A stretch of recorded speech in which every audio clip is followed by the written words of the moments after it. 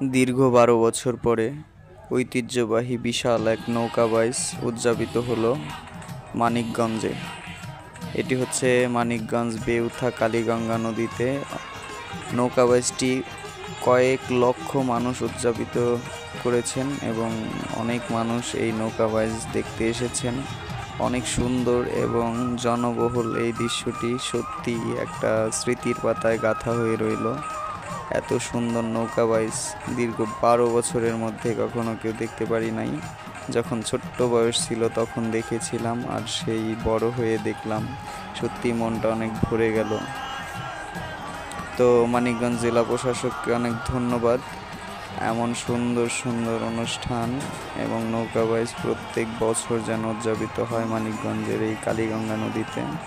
সত্যি মানিকগঞ্জে এত সুন্দর নৌকা বাইচ দেখে অনেক অনেক গর্বিত। ধন্যবাদ এবং সবাই শেয়ার করবেন, লাইক